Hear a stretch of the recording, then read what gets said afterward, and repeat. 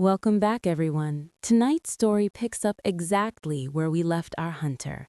Except she's no longer hunting, she's running.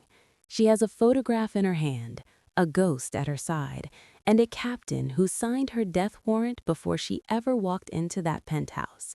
She thought the hardest part was falling for the wrong man.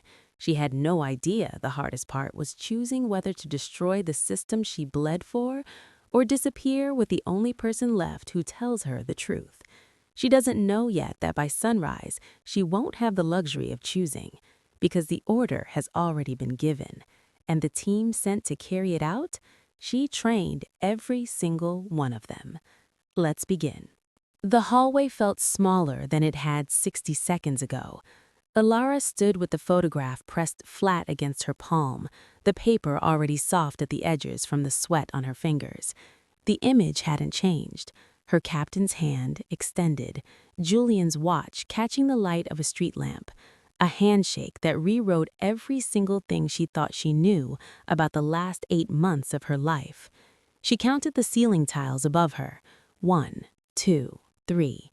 It didn't help this time. "We need to move," Julian said. He wasn't touching her. He was standing at the mouth of the hallway, his body angled toward the main room, his eyes doing the same slow architectural sweep of every exit that she had been trained to do. Watching him do it now, watching the same habit she had always mistaken for casual alertness, felt like looking at herself in a mirror she hadn't known existed. "You said the file on my desk was an execution order," Elara said. Her voice was steady. She had worked very hard to make it steady. "For both of us." "Yes." "That means someone already know I found the photo. It means someone anticipated that you would." Julian finally looked at her. His eyes were that degree quieter again, that specific dangerous stillness she now understood wasn't coldness, it was calculation. "The envelope wasn't a mistake, Elara. It was a test. Your captain wanted to see if you'd run to me or run from me." The air in the hallway was cold and filtered and carried the distant sound of the gala winding down, the clink of crystal, the low murmur of people who had no idea that 2 people in the shadows behind them were deciding whether to live or die tonight. Elara looked down at the photograph one more time, committing every pixel to the vault of her memory, the way she had been taught, and then she folded it precisely in half and tucked it to the inside of her dress, flat against her ribs. "Which answer keeps us alive?" Julian's jaw tightened. The small muscle leapt once. "Neither one. That's the point of the test." He moved first and she followed, not because she trusted him completely, not yet, with the weight of 3 months of beautiful, constructed lies still sitting in her chest like a stone, but because the alternative was standing alone in a hallway where every guard on the floor had been hired by the same man who just signed her name to a kill order. They moved through the retreating edge of the crowd, Julian's hand resting at the small of her back, not possessively the way it had on the balcony, functionally, guiding her toward the service corridor without touching a single soul, without making eye contact with a single guard. She watched the way the room responded to him, or rather the way the room didn't respond. He moved through it like a frequency the human eye wasn't calibrated to catch. People stepped aside without knowing they had. Conversations paused and resumed without registering the interruption. This, Elara thought, is what a decade of being invisible looks like from the inside. The service corridor smelled of industrial detergent and recycled air. The fluorescent lights buzzed at a frequency that made her back teeth ache. Julian led her past a row of steel utility carts and through a heavy fire door that opened, she noticed, without a key card. "You scoped this building before tonight," she said. "I scope every building before I enter it. Habit. How long have you been running the architect project?" He stopped walking. They were now in a stairwell, the city's ambient hum seeping through the concrete walls, the sound of rain above them like static on an old radio. He turned to face her, and in the flat, unforgiving light of the emergency strips lining the stairs, he looked exactly like what he was, a man who had been carrying an enormous weight for a very long time, and who was only now beginning to feel the specific, unfamiliar ache of being seen clearly by someone he hadn't planned to let close. 7 years, he said. Elara held his gaze. And how many of those years did my captain know? The pause before his answer was exactly 1 second. She counted it. 5 years. They didn't take the elevator.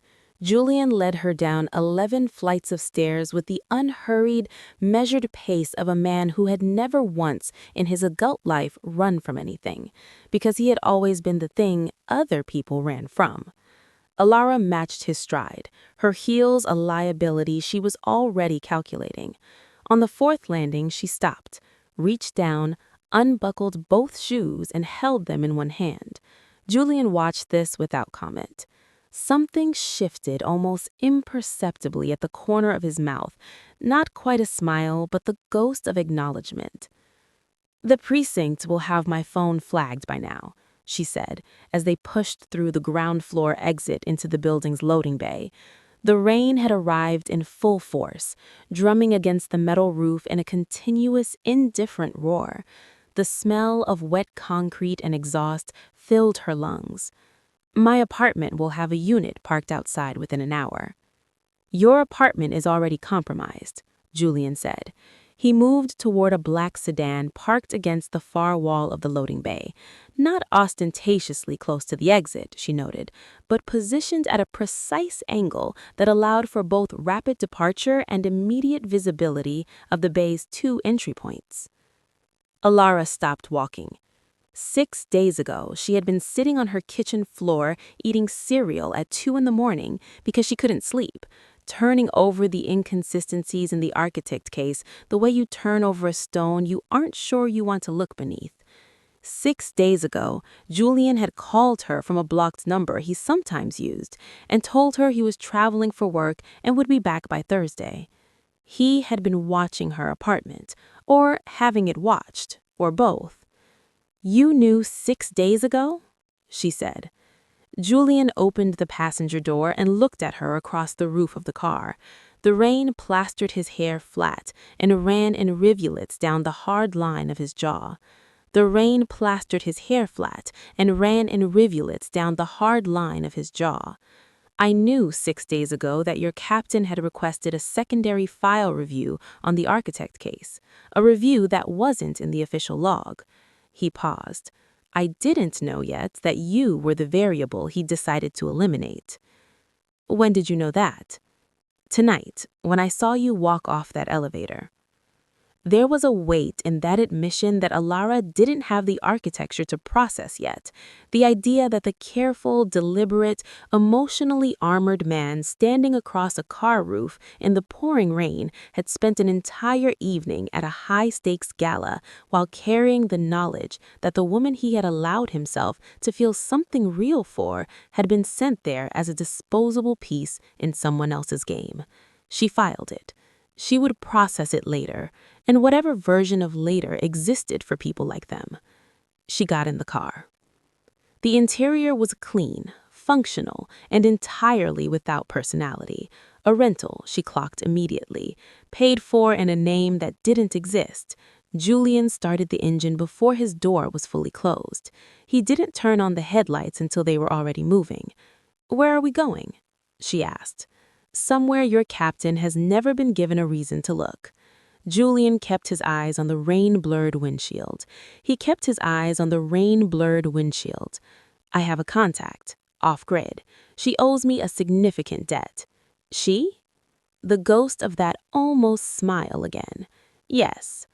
Elara turned to look at his profile against the wash of passing street lamps, the sharp jaw, the scar she had once kissed without understanding its origin, the hands that rested on the steering wheel with the calm so absolute that it functioned almost like violence. She thought about the man who had read her poetry in the park, the one who laughed about forgetting his keys and made her eggs on Sunday morning. She wondered if that man had been an entirely construction, or if he had been the most honest version of someone who had forgotten how to exist without a mask. "The eggs," she said abruptly. Julian glanced at her. "What?" "Every Sunday. Over easy, you always said, was the only way eggs should be eaten. You were very specific about it. Was that real, or was that part of the cover? The muscle in his jaw tightened. He was quiet for long enough that the wipers completed 3 full arcs across the windshield before he answered. It was real, he said. His voice had dropped to the register she associated with honesty, lower than his operational tone, rougher at the edges. The eggs were real. The poetry was real. A pause. Most of the Sundays were real. Most. He held that word up to the light, like a jeweler examining it for fractures. It was, she decided, the most honest thing he'd probably ever said to her. Not all of them. Most. There was an integrity to the precision of it that she, who counted things when she was nervous, who needed the specific number rather than the comfortable approximation, understood more deeply than she wanted to. Okay, she said quietly. They drove in silence for 11 minutes. She counted those, too. The contact's location was a mechanics garage on the western edge of the industrial district, a place the city seems to have forgotten, sandwiched between a decommissioned water treatment facility and a row of warehouses that showed no signs of life. The rolling shutter was down and rusted at its edges, but when Julian rapped 4 times on the side door in a rhythm Elara recognized as non-random, the sound of bolts disengaging came immediately, as though someone had been waiting on the other side for precisely this knock. The woman who opened the door was small, compact, and somewhere in her late 40s. She had close-cropped silver hair, eyes the color of river water, and the particular quality of stillness that Elara had only ever seen in 2 categories of people: Buddhist monks and trained killers. She was wearing coveralls stained with actual grease, which Elara decided was either a very convincing costume or evidence that the woman genuinely worked on cars between assignments. She looked at Julian with a flat, assessing expression. Then she looked at Elara with the same expression, held it for 3 full seconds, and then stepped back to let them in. "You brought your variable," the woman said. It wasn't an accusation, it was an observation, delivered with the dispassion of a meteorologist describing incoming weather. "Elara, this is Maren," Julian said. "She is the most dangerous person I have ever personally met. I say that with full knowledge of my own resume." Maren didn't react to this. She closed the door behind them, re-engaged the bolts with practiced efficiency, and walked toward the back of the garage, where the body of a disassembled engine sat under a work light like a patient on an operating table. The space smelled of oil and iron and something faintly chemical that Elara's instincts cataloged as solvent, the kind used to break down adhesive residue, or under different circumstances, trace evidence. "Your captain activated the secondary team 40 minutes ago," Maren said, pulling a tablet from a shelf above the engine block and turning it to face them. The screen showed a live feed, a map of the city with 3 moving blue dots converging on a point Elara recognized with a cold, dropping sensation in her stomach: her neighborhood. "They're already at your building," Maren said, "ground floor and roof access, which means whoever briefed them knows you favor high exits." "I documented that preference in a training evaluation 2 years ago," Elara said. Her voice came out flat and factual, the irony of her own meticulous professionalism being used as a tactical roadmap against her tasted like something she didn't have a word for yet. "He supervised that evaluation," Julian said quietly. He was standing at her shoulder, close enough that she could feel the warmth radiating off him despite the cold and the rain. "That's how a project like this works. You build the architecture, then you build the people inside it, and then you make sure every door they might use to escape leads back to you." Maren set the tablet down and looked at Julian with the direct, undecorated gaze of someone who dealt exclusively in operational realities. "You need to be read in completely, or she's a liability. There is no partial version of this." "I know," Julian said. "I'm standing here," Elara said. "Yes," Maren said, "you are."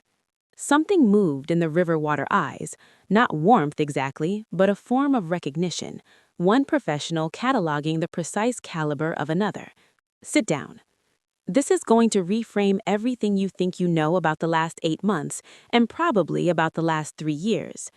Elara sat on a metal stool near the workbench. She set her shoes on the floor beside her. She pressed her feet flat against the cold concrete and felt the solidness of it against her bare soles. Something real, something that didn't shift or reconstruct itself in the light of new information. 1, 2, 3. Tell me everything. Maren talked for 22 minutes without interruption. The architect project had not begun as a sanctioned operation. It had begun as an internal response to a specific catastrophic failure, a joint task force operation that had been compromised from inside before it ever reached execution. 4 undercover officers had died. The leak had been traced to the department's upper command structure and then, with great institutional care, buried. The men who buried it were the same men who subsequently built the architect project, a ghost infrastructure, operating below any official oversight, designed to perform the kind of surgical, permanent removals that the department's legitimate arm couldn't touch without generating the kind of paperwork that left trails. They needed someone irreproachably skilled, irreversibly isolated, and completely deniable. They found him at 26, fresh out of a military intelligence program that officially didn't exist, carrying the specific grief of a man who had recently lost everyone he'd been told to trust. He was, Maren said without inflection, the perfect instrument. Precise, brilliant, without civilian attachments, and carrying enough genuine anger at the right people to make the work feel like justice for the first several years. And then it stopped feeling like justice, Elara said. It wasn't a question.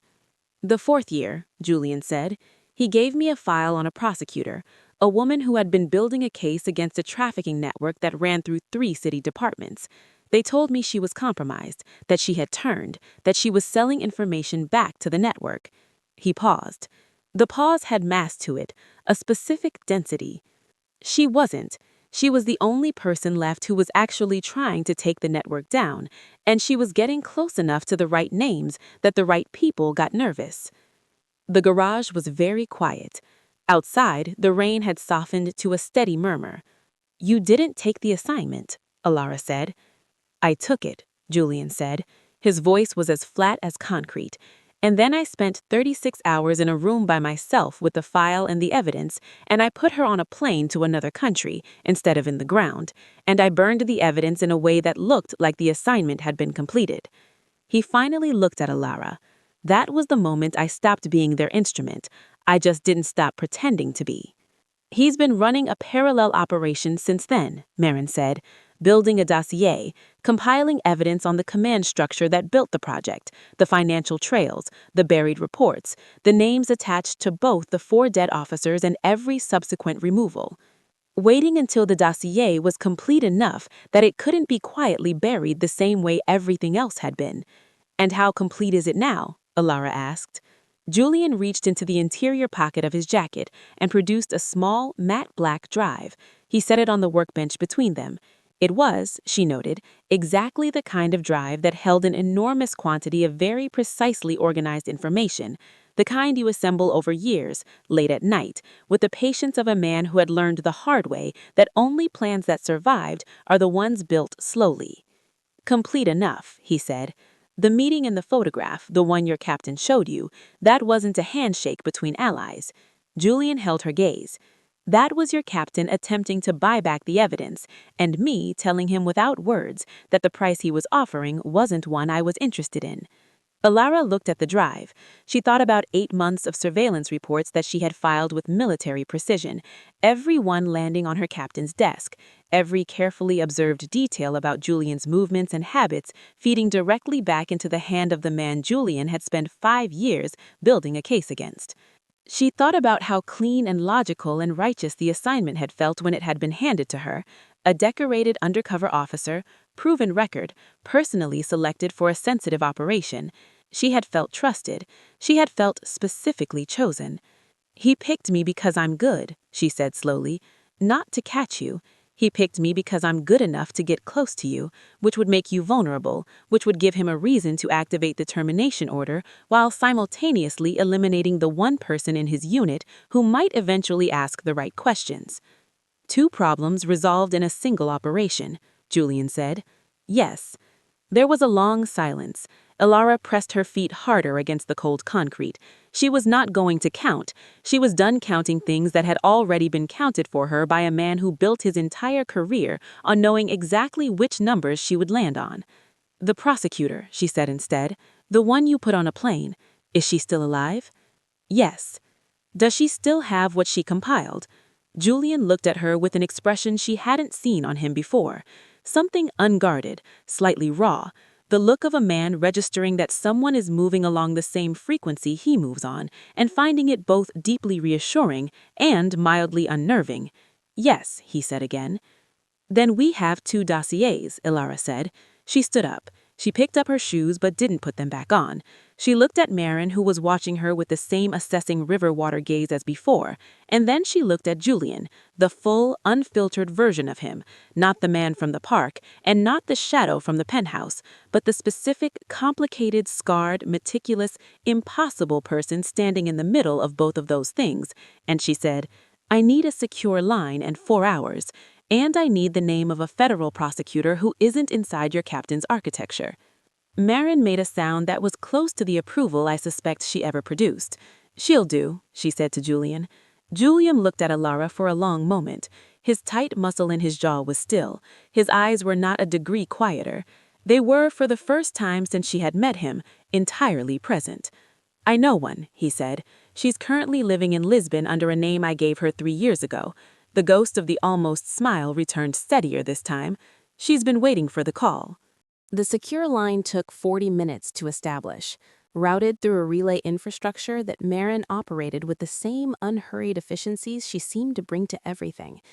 Elara used the time to change out of the silk dress. Maren produced, without comment, a clean dark shirt and a pair of tactical trousers that fit well enough, and to sit at the workbench with Julian's drive and her own memory and a legal pad she found under the bench, building the architecture of what came next. She had spent 8 months learning to think like a hunter. She now applied that same architecture to the specific problem of dismantling the system that had trained her. Julian sat across the bench from her, working in parallel, his own notes, his own mapping of the command structure, the two of them building toward the same destination from opposite ends of the same bridge. They didn't speak much. They didn't need to. She would reach a point in her reconstruction where she needed a name or a date or a specific operational detail, and she would look up, and he would already be watching her, and he would give it without being asked. It happened 4 times in 40 minutes, and each time it happened, she felt the precise, peculiar vertigo of recognizing someone who had been built by entirely different hands than you, but who had been built somehow to the same internal specification. When the line connected and the voice of the woman in Lisbon came through the speaker, cautious at first, then sharpening into focus as Julian spoke 3 words that Elara understood to be a verification code of deeply personal significance, Elara felt something in the room change. Not shift, change. The way a bone sets after being broken, clicking back into an alignment that is solid rather than simply familiar. "She wants to come back," Julian said after the call. "She'll need protection," Elara said. "She'll need a handler," Maren corrected from across the garage. "Someone the federal apparatus trusts, someone with a documented record in undercover operations who can shepherd this through the right channels without it disappearing into the wrong filing cabinet." She looked at Elara, which is, I would point out, a very specific job description. Elara looked at the legal pad in front of her, 2 pages dense with her own handwriting, names and dates and operational connections mapped in the precise, interlocking structure that her captain had always told her was her most valuable professional asset. She thought about the badge in the locked drawer 3 miles away, in an apartment that was currently being visited by men she had once worked alongside, men who thought they were executing a legitimate operation because that was the only version of the story they had been given. She was the hunter who would become the hunted. She was the cop who fell for the assassin. She was the undercover officer whose entire operational existence had been constructed and deployed by the very corruption she believed she was pursuing. She was also the only person in the room with an active badge, a clean federal record, and 8 months of first-hand intelligence on an operation that would unravel every level of the command structure above her the moment it reached the right desk. "There's a federal task force, financial crimes. I worked adjacent to them 3 years ago on a money laundering case. The lead agent, she was lateral. She didn't answer to my precinct's chain of command. She's the kind of person who files everything twice in separate locations because she doesn't trust the primary system. Elara paused. She would be exactly the right filing cabinet. Julian was watching her with that unguarded expression again. "You're not running," he said. "I told you on the balcony," Elara said, looking up at him. "I wasn't going to take the head start." She held his gaze. "I'm also not burning the system down. I'm going to use the system, the part of it that still works, the part that my captain never thought it was worth controlling." The pause she allowed herself was deliberate the way his was, a fraction of a second weighted with meaning. He underestimated the variables again. Something moved in Julian's face that had no operational name. It wasn't relief, and it wasn't pride, and it wasn't the particular expression she had cataloged during their 3 months together under the heading of "the way he looks when he thinks I don't know he's looking." It was something that lived beneath all of those things, in the unguarded bedrock where a person's actual character resided when it wasn't performing for anyone. He reached across the workbench and put his hand over hers, not possessively, not functionally, just present, warm and steady and rough with old calluses, and entirely unambiguously real. "The eggs," he said quietly. She looked at him. "What?" "Next Sunday, wherever we end up, I'll make eggs." Elara looked at him for a long moment. Outside, the rain was slowing to a murmur. Inside the garage, the smell of oil and iron was beginning to feel less like a hiding place and more like a starting point. "Over easy," she said. "Only way," he replied. Maren, from across the garage, made a sound of profound professional exasperation and went back to the engine she was disassembling, which was the closest thing to a blessing, Elara suspected, that she was likely to offer. Tonight, Elara stopped counting exits and started mapping the road back in. Julian stopped running from the only thing he couldn't operationalize, the specific weight of being known, and stayed visible. Two people built by the same corrupt architecture found each other on opposite ends of it and decided that the most dangerous thing either of them could do was to stop pretending they were alone. The city is still out there, rain-slicked and unaware, its corridors of power humming with the quiet confidence of men who believe their documents are buried deep enough. They are about to discover what happens when the variable they tried to eliminate turns out to be the one who files everything twice. If you stayed with Elara and Julian all the way to the end of this one, thank you. This story belongs to you now. Hit that subscribe button and turn on the notification bell so you're the first to know when the next chapter drops. And if this part 2 hit different than part 1, give it a like. It tells me you want more of this world. Now I need to know where you stand, because this story is about to demand you choose a side. Elara has the badge, the evidence, and the federal contact. Julian has 7 years of documented proof and a woman in Lisbon who has been waiting 3 years to come home. Together, they have everything they need. But here's the question I can't stop thinking about. Would you trust the system, even the broken parts of it, to finish what was started? Or would you take the drive, take the person beside you, and disappear before the system gets another chance to use you? Are you team burn it down, believing Elara should go public, blow the whole architecture open, and let the consequences land wherever they land? Or are you team ghost, thinking Elara and Julian should vanish, send the evidence anonymously, and build something quieter on the other side of all of this? Drop your answer below. I read every single one. Every single one. Part 3 is coming. The woman in Lisbon is on a plane. The captain doesn't know yet that the variable he tried to eliminate just became the architect of his own undoing. Until next time, stay sharp, trust nobody's filing system but your own, and keep counting.